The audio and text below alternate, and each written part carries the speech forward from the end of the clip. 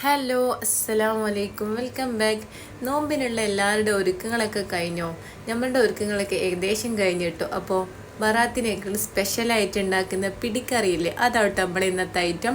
നമ്മളിത് എൻ്റെ നാട്ടിലൊക്കെ നമ്മളൊക്കെ എന്താ പറയുക, ഇത് ശർക്കര വെച്ചിട്ടായിട്ട് ഉണ്ടാക്കുക, ശർക്കരയിലായിട്ട് ഉണ്ടാക്കുക. പക്ഷേ എങ്കിൽ കണ്ണൂർ തലശ്ശേരിയിലൊക്കെ ഇതേ സെയിം ആയിട്ടുള്ളത് തന്നെ പഞ്ചസാരയിൽ ഉണ്ടാക്കുന്നവരുണ്ട് കേട്ടോ. അപ്പോൾ നമ്മളെങ്ങനെ ഉണ്ടാക്കുന്നതെന്ന് നോക്കാം. അപ്പോൾ വീഡിയോയിലേക്ക് പോകുന്നതിന് മുമ്പേ വീഡിയോ ഇഷ്ടപ്പെട്ട ലൈക്ക് ചെയ്യാൻ ആരും മറന്നു പോകരുത് കേട്ടോ.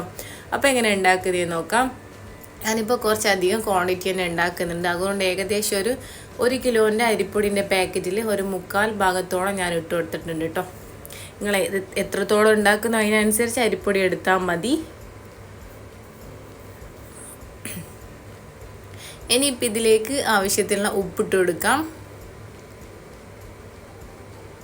ഇതേപോലെ എന്താ പറയുക, അരിപ്പൊടി വെച്ചിട്ട് ചെയ്യുന്നില്ലെങ്കിൽ നമ്മൾ പച്ചരി വെള്ളത്തിൽ കുതിർത്തിയിട്ടില്ലേ, അങ്ങനെയും ചെയ്യാം കേട്ടോ. അങ്ങനെ ആകുമ്പോൾ ഈ പിടിക്ക് കുറച്ചും കൂടി കട്ടി ഉണ്ടാകും. ഇതാകുമ്പോൾ നല്ല സോഫ്റ്റിലാണ് ഉണ്ടാവുക. അങ്ങനെ കുറച്ചും കൂടി കട്ടി വേണമെന്നുള്ളവർ അങ്ങനെയും ചെയ്യാം കേട്ടോ. ഇനിയിപ്പോൾ സാധാ നോർമൽ പച്ച വെള്ളത്തിൽ ഇത് നല്ല പോലെ കുഴച്ചെടുക്കുക കേട്ടോ. അപ്പോൾ ഇതാ ഞാനിതിവിടെ നല്ല പോലെ കുഴച്ചെടുത്തിട്ടുണ്ട്. ഇനിയിപ്പോൾ നമ്മൾ വേറൊരു പാത്രത്തിൽ കുറച്ച് വെളിച്ചെണ്ണ എടുത്ത് വെച്ച് കൊടുത്തിട്ടുണ്ട്. എന്നിട്ട് നമ്മൾ എന്താ പറയുക, കയ്യിൽ കുറച്ച് എണ്ണ ആക്കി കൊടുക്കണം. എന്നിട്ട് ചെറിയൊരു ബോൾസ് എടുത്തിട്ട് ഇതേപോലെ കുഞ്ഞു പിടിയായിട്ട് വേണം കേട്ടോ ഉരുട്ടിയിടാൻ. എത്രത്തോളം കുഞ്ഞാക്കുന്നു അത്രത്തോളം ടേസ്റ്റ് അടിപൊളിയായിരിക്കും കേട്ടോ. ഞാനിപ്പോൾ ഒരു ഫോയിൽ പേപ്പറാണ് എടുത്തത്. നിങ്ങൾക്ക് വാഴൻ്റെ ഇല എടുക്കുകയാണെങ്കിൽ വാഴയിലയില്ലേ, അത് എടുക്കുകയാണെങ്കിൽ അത് എടുക്കാം കേട്ടോ. ഇനിയിപ്പോൾ ഇത് ഇതേപോലെ കുഞ്ഞു പിടികളായിട്ട് നമുക്ക് ഉരുട്ടിയെടുക്കാം കേട്ടോ. എന്താ പറയുക, പിടി ഉരുട്ടിയിടുന്ന പണിയാട്ടോ ഇതിനുള്ളൂ. പക്ഷേ കഴിക്കാൻ അടിപൊളി ടേസ്റ്റ് ആട്ടോ. ഭയങ്കര നൊസ്റ്റു അടിക്കുന്ന ഒരു സംഭവമാട്ടോ ഇത്. അപ്പോൾ ഇതിന് ഒരു സ്റ്റീമറിൽ വെച്ചിട്ട് ഒരു 15 മിനിറ്റ് ഇതൊന്ന് കുക്ക് ചെയ്തെടുക്കാം കേട്ടോ. ഞാനിപ്പോൾ അത് അടച്ച് വെച്ച് കൊടുത്തിട്ടുണ്ട്. ഇനിയിപ്പോൾ അത് നമുക്ക് കുക്ക് ചെയ്തെടുക്കാം. ഇനിയിപ്പോൾ വേറൊരു പാത്രത്തിലേക്ക് 1.5 കപ്പ് കടലപ്പരിപ്പില്ലേ, ചനാദാൽ, അത് എടുത്തിട്ടുണ്ട്. എന്നിട്ടൊന്ന് കഴുകിയിട്ട് നമുക്ക് സോക്ക് ചെയ്യാം കേട്ടോ. ഏകദേശം ഒരു 3-4 മണിക്കൂറോളം അത് നല്ലോണം കുതിർത്തെടുക്കാം നമുക്ക്.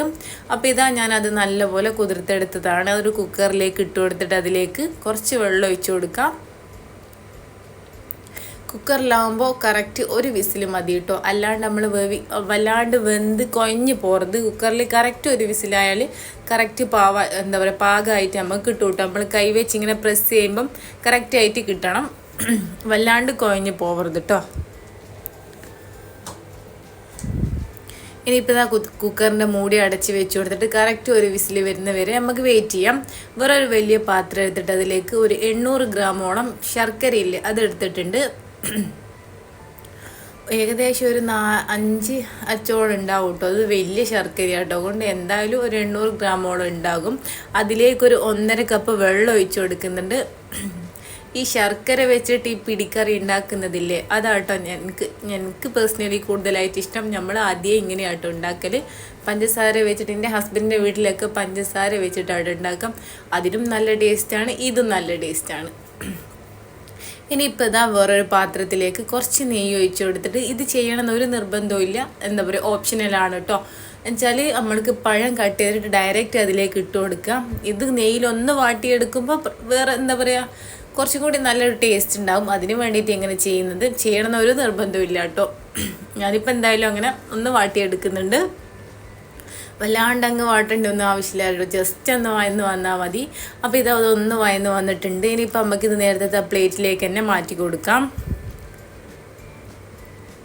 എന്നിട്ട് അതേ സെയിം പാത്രം വെച്ച് കൊടുത്തിട്ടുണ്ട്. അതിലേക്ക് നമ്മൾ നേരത്തെ ശർക്കര പാനിയില്ല, ഞാനൊന്ന് അരിച്ചെടുത്തിട്ടുണ്ട്. വേറൊരു പാത്രത്തിലേക്ക് ഒഴിച്ചു കൊടുത്തിട്ട് എന്തെങ്കിലും കച്ചറുണ്ടെങ്കിൽ പോയിക്കോട്ടെ എന്ന് വിചാരിച്ചിട്ട് അരിച്ചെടുത്തിട്ടുണ്ട്.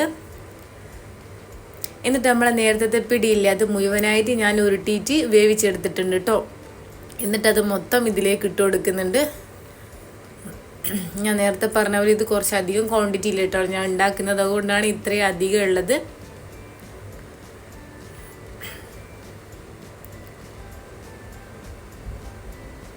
ഇനിയിപ്പോൾ ഇത് നല്ല പോലെ ഒന്ന് മിക്സ് ചെയ്ത് കൊടുക്കുക കേട്ടോ. ആ ശർക്കരയില്ലേ, എന്താ പറയുക, കുഞ്ഞിപ്പിടിയിലില്ല, അതിലേക്ക് നല്ലോണം മിക്സായിട്ട് അതിൻ്റെ ഫ്ലേവറൊക്കെ മുഴുവനായിട്ട് ആ മധുരം അതിലേക്ക് പിടിച്ച് വരണം. അതിന് വേണ്ടിയിട്ട് നല്ല പോലെ ഒന്ന് തിളപ്പിച്ചെടുക്കുക കേട്ടോ. തിളപ്പിച്ചൊന്ന് കുറുകി വരണം, വല്ലാണ്ട് കുറുക്കി വറ്റിയെടുക്കേണ്ട ആവശ്യമില്ല.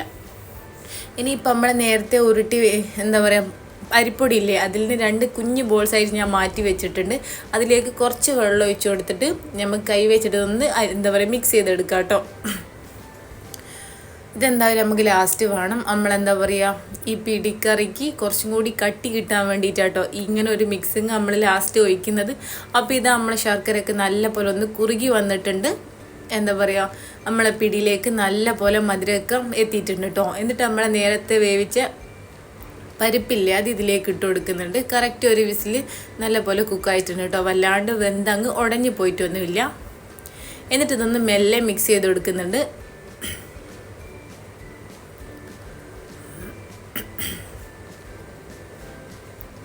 ഇനിയിപ്പം നമ്മൾ നേരത്തെ കട്ട് ചെയ്ത് വെച്ചിട്ട് ഒന്ന് വാട്ടിയെടുത്തില്ലേ ആ പഴം, ഏകദേശം ഒരു 4 നേന്ത്രപ്പഴം ഞാൻ എടുത്തിട്ടുണ്ട് കേട്ടോ. അത് ഇതിലേക്ക് ഇട്ട് കൊടുക്കുന്നുണ്ട്. എന്നിട്ട് വീണ്ടും നല്ലതുപോലെ ഒന്ന് മിക്സ് ചെയ്ത് കൊടുക്കാം.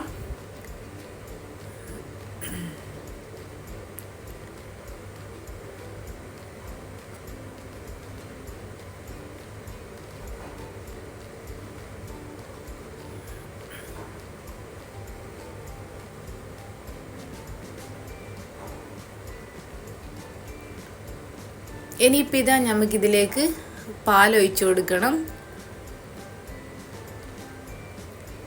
ഞാനിപ്പോൾ തേങ്ങാപ്പാലാണ് എടുത്തത്. അല്ലാണ്ട് നോർമൽ പാലില്ലേ അതും വേണമെങ്കിൽ നിങ്ങൾക്ക് എടുക്കാം. തേങ്ങാപ്പാലാകുമ്പോൾ ഒന്നും കൂടി നല്ല ടേസ്റ്റ് ഉണ്ടാകും. ഏകദേശം ഒരു 1.5 ലിറ്ററോളം തേങ്ങാപ്പാലാണ്. ഇത് 2ാം പാലാണ് കേട്ടോ ഇത്രയും അധികം ഉള്ളത്. അത് ഇതിലേക്ക് ഒഴിച്ചു കൊടുക്കാം. എന്നിട്ട് നല്ല പോലെ ഒന്ന് മിക്സ് ചെയ്ത് കൊടുക്കുന്നുണ്ട്.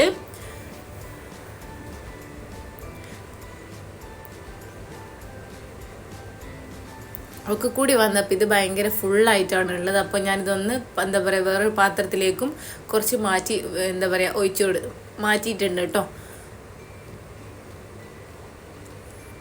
ഇനിയിപ്പോൾ ഇതൊന്ന് തിളച്ച് വരുന്നവരെ നമുക്ക് വെയിറ്റ് ചെയ്യാം കേട്ടോ.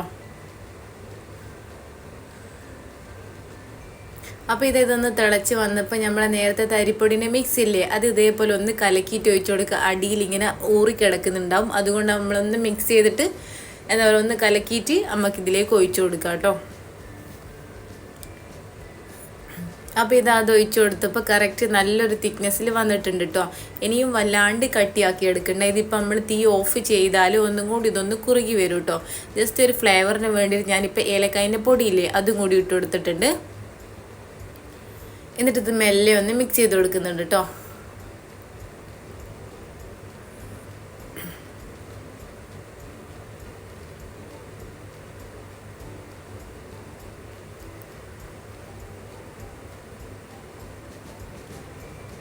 അപ്പോൾ ഇത് ഞാൻ വേറൊരു പാത്രത്തിലേക്ക് ഇതിൻ്റെ പകുതി മാറ്റി കൊടുത്തിട്ടുണ്ട്. അപ്പോൾ ഒന്ന് തിളച്ചപ്പോൾ തീ ഓഫ് ചെയ്ത് കൊടുത്തിട്ടുണ്ട്. വല്ലാണ്ട് തിളപ്പിച്ച് കുറുക്കിയെടുത്ത് ഭയങ്കര കട്ടിയാവണ്ട കേട്ടോ.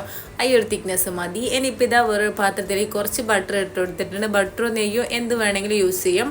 എന്നിട്ട് കുറച്ച് ചെറുതായിട്ട് കട്ട് ചെയ്ത് ഉള്ളി ഇട്ട് കൊടുക്കുക. ഉള്ളി അല്ലെങ്കിൽ ചെറിയ ഉള്ളി എടുക്കുക. ചെറിയ ഉള്ളിയാണ് നല്ലത്. എൻ്റെ കൈമേൽ ഇല്ലാത്തതുകൊണ്ട് ഞാനിപ്പോൾ വെല്ലുള്ളിയാണ് എടുത്തത്. ഒരു ഗോൾഡൻ ബ്രൗൺ കളറാകുന്നവരെ ഒന്ന് വഴറ്റി കൊടുക്കുക. എന്നിട്ട് അണ്ടിപ്പരിപ്പ് മുന്തിരിയും കൂടി ഇട്ട് കൊടുക്കണം കേട്ടോ.